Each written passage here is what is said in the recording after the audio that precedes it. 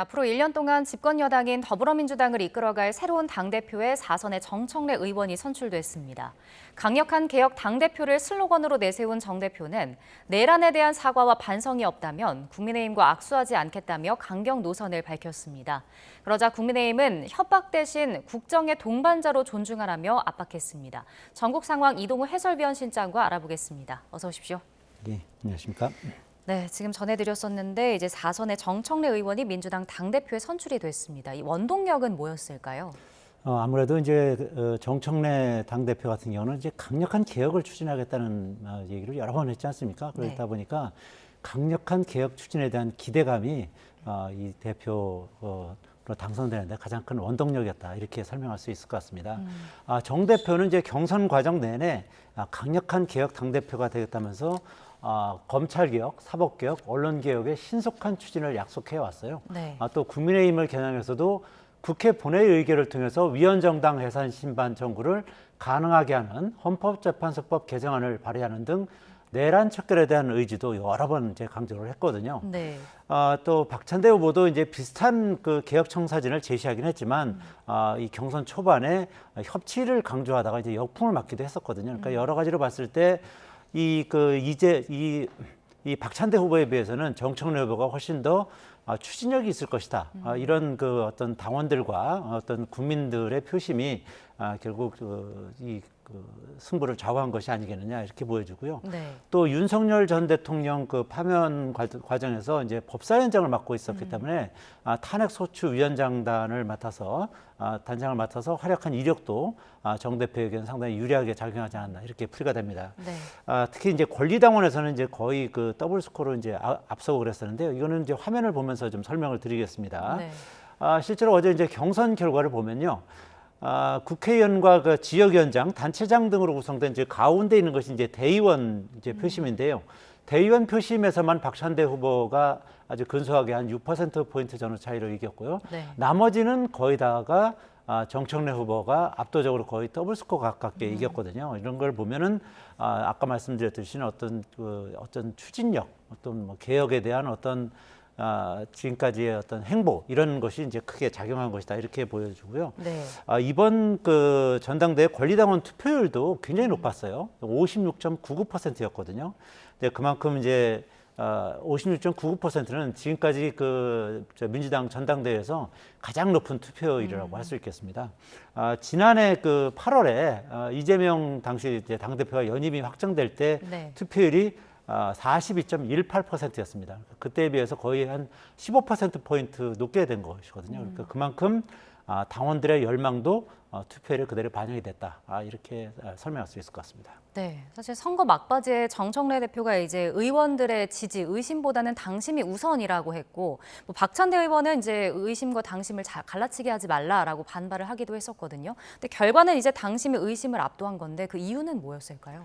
이제 무엇보다도 박찬대 후보 같은 경우는 이제 직전에 원내대표를 했지 않습니까? 이제 네. 그러다 보니까 이제 민주당 내 의원들하고 상당히 이제 친분이 있었고, 이제 그런 부분이 의원들의 지지를 얻는데 아무래도 좀 유리한 좀 국면이 있었고요. 반대로 이제 정청래 대표 같은 경우는 아까 말씀드렸듯이 이제 당내 대표적으로 이제 강성 개혁 지지자란 말입니다. 이제 네. 이런 면에서 일반 국민들과 당원들의 전폭적인 지지를 받을 수 있었다, 이렇게 보여지고요.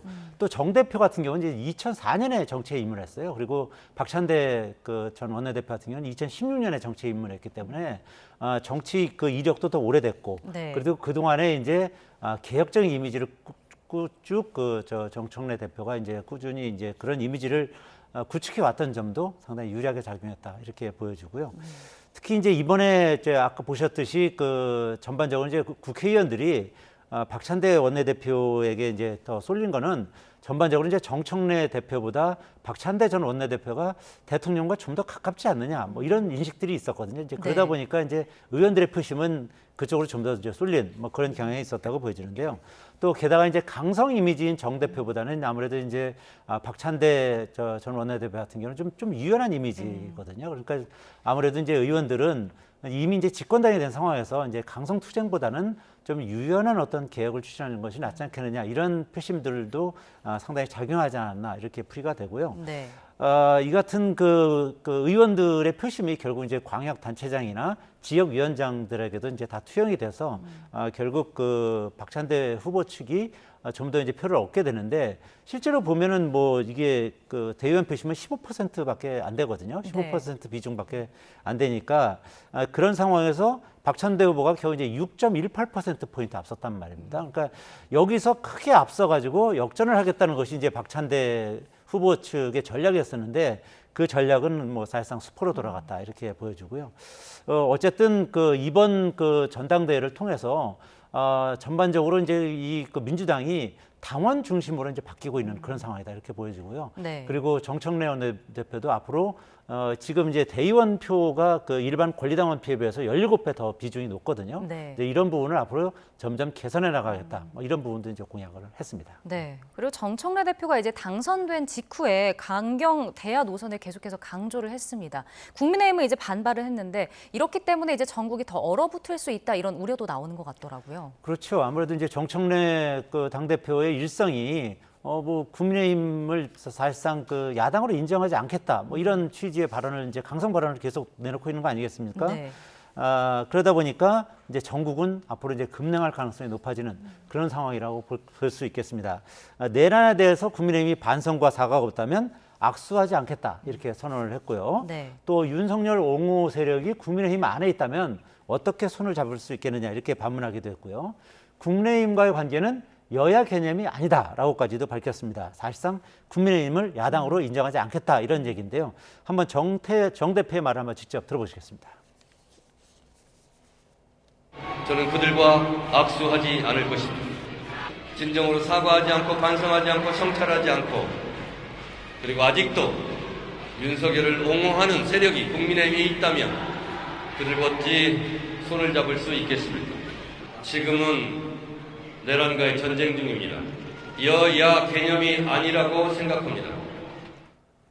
이처럼 이제 국민의힘을 사실상 그 야당으로 인정하지 않겠다는 이런 그 선언을 한 셈인데 국민의힘을 내란당으로 규정한 정 대표는 내란 정당의 싹을 잘라야 한다 이렇게도 얘기를 하고 있거든요. 그러면서 국회 본회의결을 통해서 위헌정당 해산 심판을 청구할 수 있게 하는 헌법재판소법 개정안을 이미 제출했고요. 현재는 정부만 위헌정당 해산 심판 청구를 할 수 있는 그런 상황이거든요. 또 더 당장 그 위헌정당 해산 심판을 하는 것은 아니지만 3대 특검 수사 결과 국민의힘 내 내란 동조 세력이나 협조 세력이 드러나면 이제 국민들이 내란 정당 해산 심판을 하라는 그런 그 여론이 비등할 수 있다. 뭐 그때 가서 판단하겠다 이런 얘기도를 했어요. 네. 정 대표는 아직 내란은 끝나지 않았다면서 당이 내란 척결에 앞장서야 된다. 뭐 이렇게 강조를 하고 있죠. 그러면서 내란범 배출 정당에 대한 국고 보조금 차단 그리고 국민의힘 의원에 대한 무더기 제명 촉구 결의안도 발의한 상태입니다. 또 일단은 이제 강경 지지층을 겨냥한 이제 정치적 행위다. 뭐 이런 해석이 이제 많이 나오고는 있습니다만, 네. 하지만 민주당이 측면 지원하는 3대 특검의 수사 상황과 맞물려서 당내에서 실제로 추진해라. 뭐 이런 압박이 높아질 가능성도 배제할 수 없다. 이렇게 볼 수 있을 것 같고요. 당장 국민의힘은 대야 투쟁, 야당 협박을 멈추고 국민의힘을 국정의 동반자로 존중하길 바란다. 이렇게 반발을 했어요. 그러면서도 민주당이 정쟁이 아닌 국민 통합과 민생 해결을 위한 정책 마련에 당력을 집중한다면 조건 없이 협조하겠다. 뭐 이런 유화책을 쓰기도 했습니다. 네. 앞서 이제 전해주셨었는데 정 대표가 개혁을 계속해서 강조했었잖아요. 뭐 검찰, 사법, 언론 개혁 실현 가능성에 대해서는 어떻게 봐야 할까요? 뭐 아시다시피 민주당 의석이 지금 168석이거든요. 이제 과반을 훨씬 넘는 상황인 것이죠. 그렇기 때문에 따라서 이제 검찰 개혁이라든지 사법 개혁, 언론 개혁을 위한 관련법 처리에는 어떤 어려움도 없다 이렇게 볼 수 있을 것 같고요. 네. 이와 관련해서 정청래 대표의 발언 한번 좀 들어보시겠습니다. 국민들이 요구하는 것은 검찰개혁, 사법개혁, 언론개혁은 추석 전에 끝내라 라는 것이 지상명령이라 생각합니다. 개혁에는 저항이 따르게 되어 있습니다. 그 저항은 제가 온몸으로 돌파하도록 하겠습니다. 네, 이미 이제 언론개혁이라는 방송산법은 이미 법사위를 통과해서 본회의에 지금 들어가 있는 상태고요. 네. 국민의힘은 이 법안에 대해서 이제 필리버스터를 예고한 상태이기 때문에 정 대표 체제 그 본회의부터 충돌이 이제 불가피한 상황에 이제 놓였다 이렇게 볼 수 있는 것이죠. 또 네. 검수한박 시즌 2라고 불리는 검찰개혁 법안에 대한 속도전도 벌어질 것으로 보이는데요. 정 대표는 검찰청을 아예 폐지하고 네. 공소청 그리고 중대범죄수사청, 국가수사위원회 등을 신설하는 검찰 관련 사법을 이미 그 추석 전에는 처리하겠다 이런 입장을 이제 밝혔지 않습니까? 네. 또 정 대표는 선거운동 때 추석 귀향길에 국민들이 검찰청이 폐지됐다는 뉴스를 들을 수 있게 하겠다 이렇게 선거운동 기간에 공약을 한 바가 있어요. 또 법원 판사를 평가하는 법원조직법, 검사를 징계로 파면하는 검사징계법도 발의한 바가 있습니다.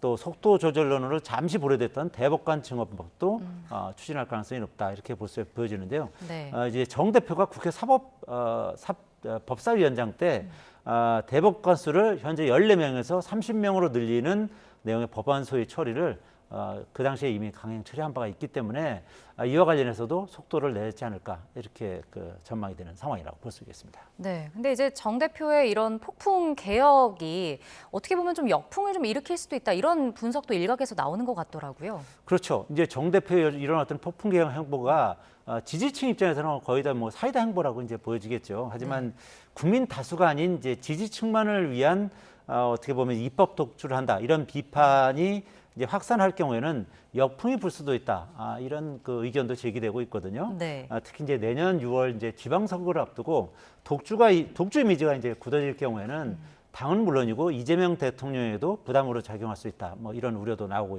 있다는 것입니다.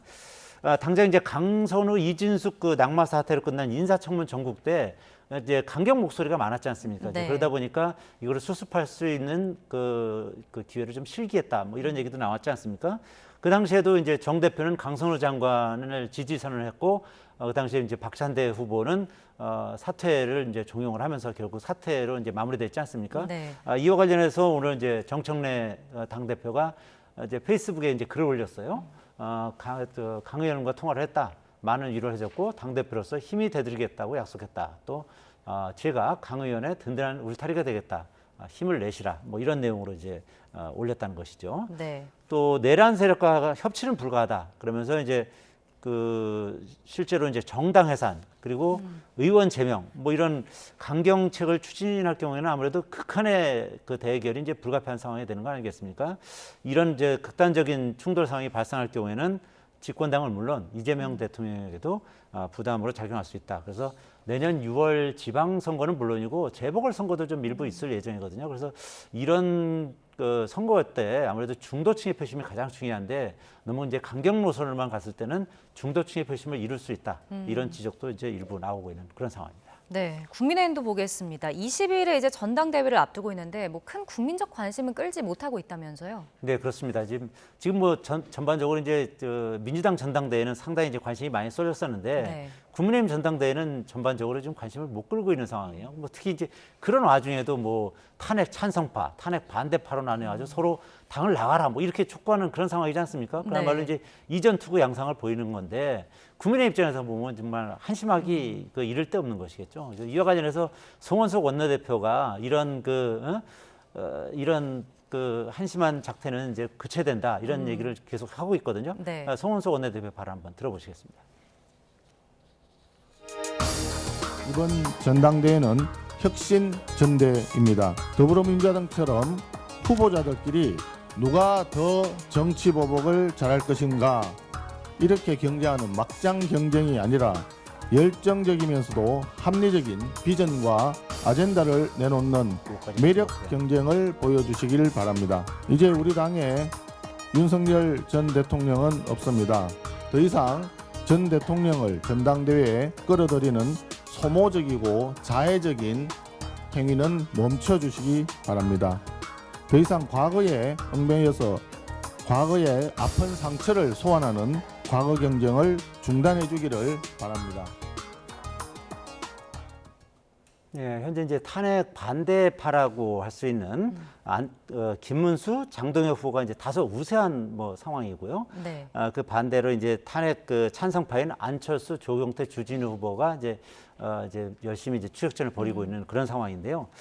그렇기 때문에 이제 조경태 후보가 이제 탄핵 찬성파와 그 쇄신파가 한번 후보 단일화를 해보자 이렇게 이제 제안을 했습니다만 네. 아직 뭐 별다른 관심을 끌지 못하고 있는 상황이에요.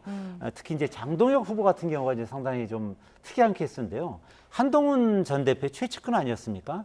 사무총장도 했었고, 그리고 수석 최고위원도 했었습니다만 지금은 이제 윤어게인을 외치는 이제 전환길 그 역사 강사의 그 유튜브에 출연하는 등 완전히 이제 정반대 행보를 보이고 있거든요. 네. 그 만약 당대표에 선출된다면 윤석열 전 대통령에게 그 면회를 하겠다 뭐 이런 선언을 하기도 했어요.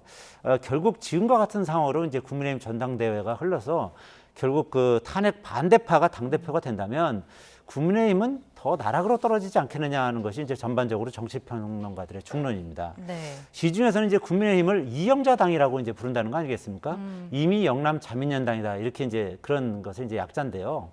뭐 이 영남에서도 대구 경북 외에는 뭐 현재 지키기 어려운 그런 상황으로 몰리고 있는데 지금 뭐 전반적으로 여론조사를 보면 대구 경북에서도 오히려 민주당에 밀리고 있는 그런 상황이거든요. 네. 그러니까 결국 그 정치 전문가들은 국민의힘을 발전적으로 해체를 하고 개혁 세력들과 좀 합쳐서 새롭게 해체운보야 하는 것이 정답이 아니겠느냐 이렇게 입을 모으고 있는 상황입니다. 네, 알겠습니다. 오늘 말씀은 여기까지 듣겠습니다. 지금까지 이동우 해설위원 실장과 전국 상황 살펴봤습니다. 고맙습니다.